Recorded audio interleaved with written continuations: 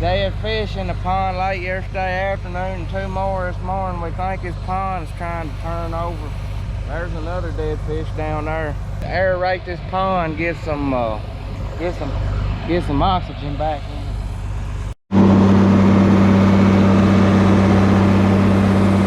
That ought to get some aeration on it. If hell is this hot, I don't want to go.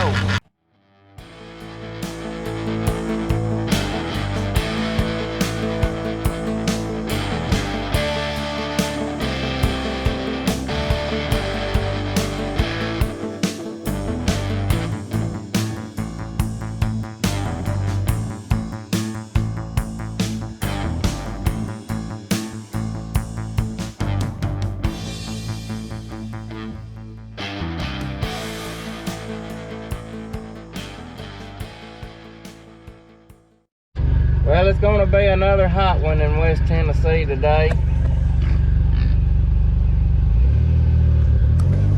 It's Monday morning, and after a nice cool week last week, it's heating back up.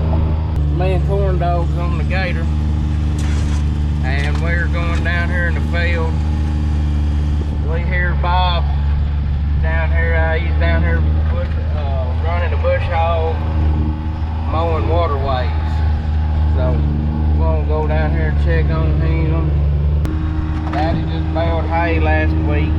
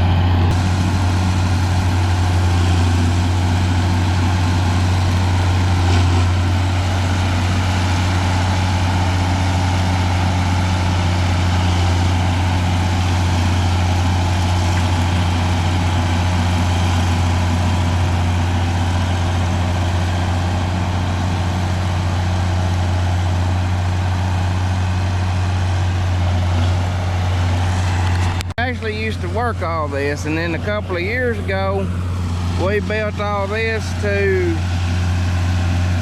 work on a few issues we was having. This main big area here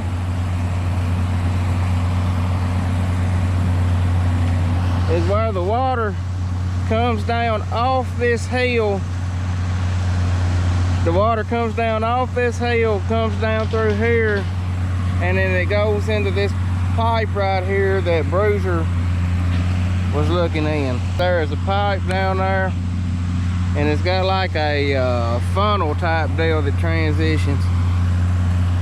And we had to build this up and put that pipe in, because this water, all this water off this hill dumps into the creek.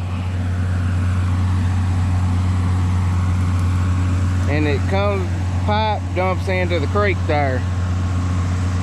And this was a big giant hole where I'm standing right now. We had to build this up a lot. And it got pretty scary by the time I got finished. Old tractor and pan, you're a long way up there and that creek's a long way down. But we had to take lots of dirt out to build this. Second issue we was having, well, there's a little ditch. It comes down off this hill. Well, it was trying to go from a little ditch to a big ditch. So we built this terrace that runs along here, and that water comes into this terrace on this channel, and the water runs down that grass, and that grass slows it down as it comes down. Instead of it coming down the hill really fast into that pipe, now it comes down here and we turn it, and that grass slows it down, and by the time it comes down here to the big pipe, it's just a trickle. And we could probably work this, but I mean, it might be 1/10 of an acre, and like that grass right there, it really slows that water down. Everybody's got different methods of trying to control erosion. There's multiple ways of doing things, and each one has its benefits. But for me personally, on my farm, about the best way I found to control a ditch is to just fix it, get the bottom of the ditch as flat as you can, drill it down in grass, and just keep it mowed and not spray it. That's the best way on my farm that I have found to control a ditch. That's just a look at some of the ways we tried to prevent erosion. I want to keep my dirt on my farm. I don't want it going down the Mississippi River, because when you do that, you loosen the nutrients and everything you put into the farm. I hate to see a ditch. I'm not saying we don't have them, but they're a whole lot smaller. Some of these farms we took over when we started working them had some terrible ditches. I mean, just waist deep ditches, and we may have a few ankle deep ditches on some plots, but for the most part, our farms aren't too terrible. I've talked about this before. Consider myself a minimum till farmer. We are not 100% no-till. We try to do as much no-till as possible, but when I think it's necessary, we will do some tillage on our farm. And one way I can mitigate the one bad thing about tillage is by using grassed waterways.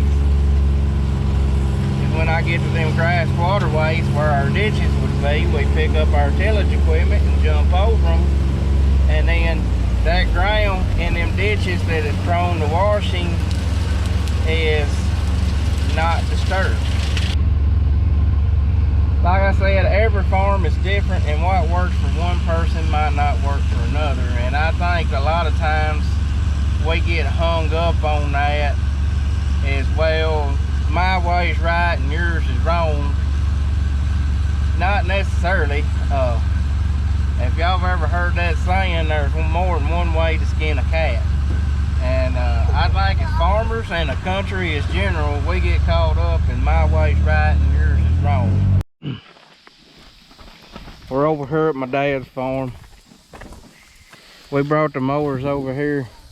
Before harvest, we always like to mow where we're gonna be parking trucks and stuff. That way we're not having to wade weeds and stuff.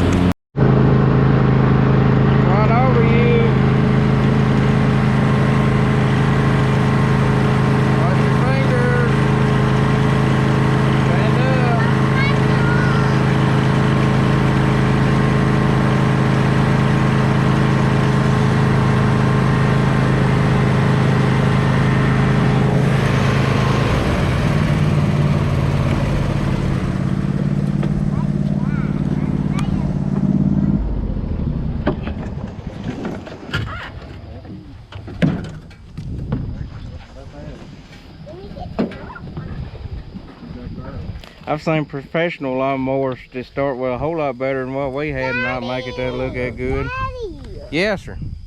that is a 95. A 95. Right over there. Where's a 95? A 95 over there. The truck or the motor? That motor way over there, not this motor. And what motor is it one? 24. A 24. Yep. And I can't, Daddy. Mama is better than that. Yeah, I know. He's got to try to outdo us on everything, don't he? Dang. We bought a zero turn. He bought a bigger zero turn. Dang. We bought a pontoon. He bought a bigger pontoon. He bought a tri-toon. Dang. I bought a truck. He'll probably have one any day now, won't he? But I cannot. Oh, that's what she looks like. I can't, Daddy. Ultimate upon two. Not too bad for as big, for as big and rank as it was. Now when we come into the farm here with our corn header and the combine and stuff, we ain't got to wade the weeds to put corn header on. Right here's where my granddaddy's old house was, and that's the reason there was a lot of gravel in here. Well, it is a lot. You don't see how much gravel's there, but we go on and plant it, but as you can tell, it never makes much where the old house was. This corn here could use a rain. This is the very last corn we planted. Last time we was here, it wasn't even big enough to have made an ear yet. Let's see what the moisture situation looks like.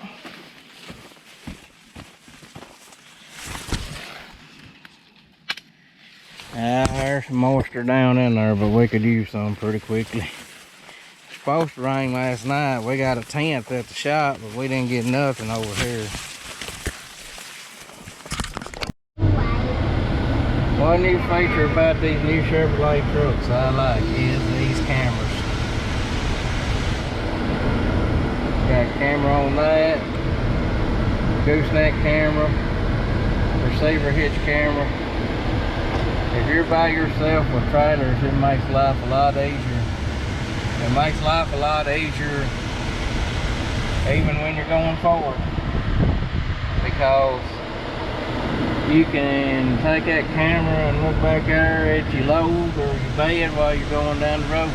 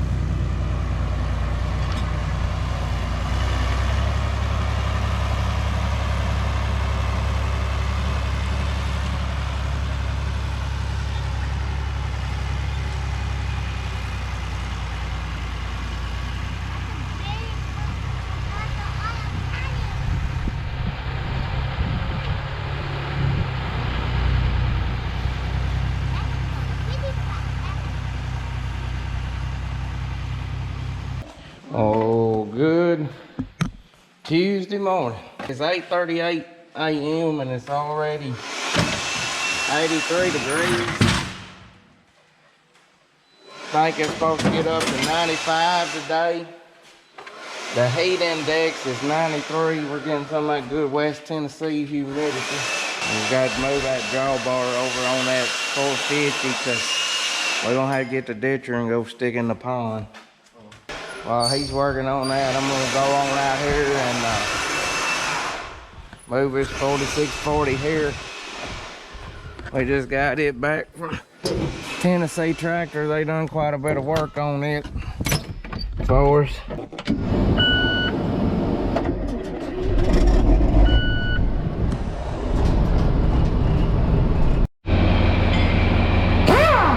I keep forgetting that our ditcher uses the large 1000 shaft.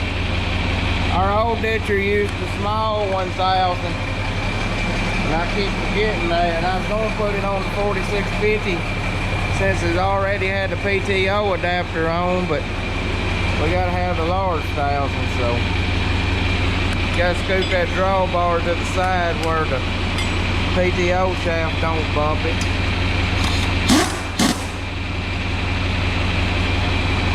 Clean this shaft up a little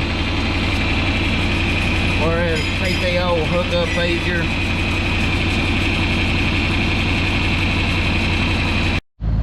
There is something always parked in the way.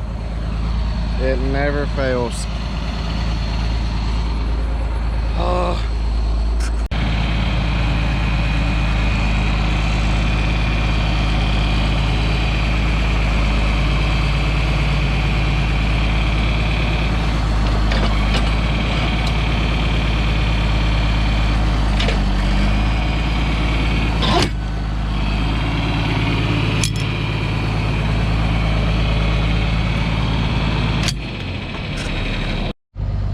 So Daddy found some dead fish in the pond late yesterday afternoon and 2 more this morning. We think his pond is trying to turn over. Old pond's got a smell to it. And y'all see that old murky, nasty water floating up here on the top. We're gonna back this ditcher in here and turn it on. There's another dead fish down there. Oh, try to turn it on, aerate this pond, get some oxygen back in.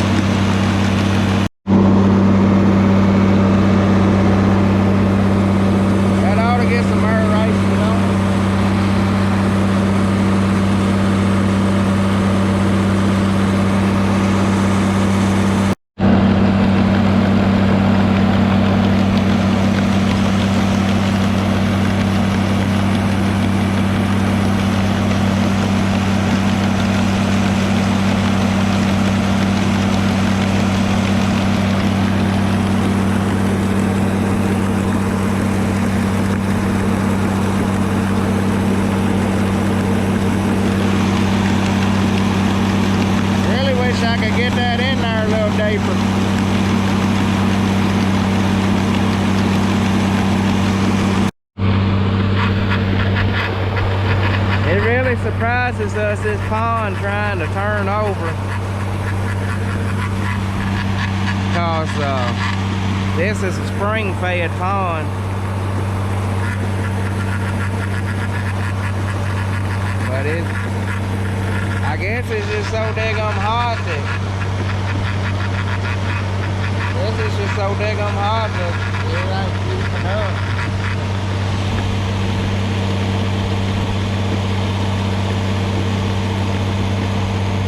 My granddaddy done this years ago using the same technique and saved the pond, so I'm hoping we can save this. There's a lot of good fish in it that I would hate to see go to waste. It feels like we're at the threshold of hell right now. made 9:30 in the morning and it already feels like 95 degrees. It ain't the heat that gets you, it's the humidity.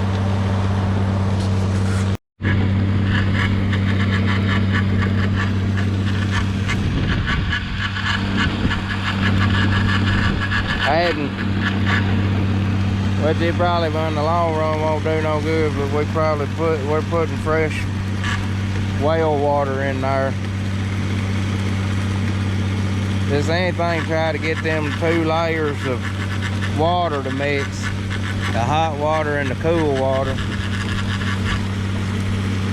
Maybe with that ditcher running, aerating it, and this water hose running, it will get that hotter layer on top cool down, and then that top layer and that bottom layer will mix, hopefully.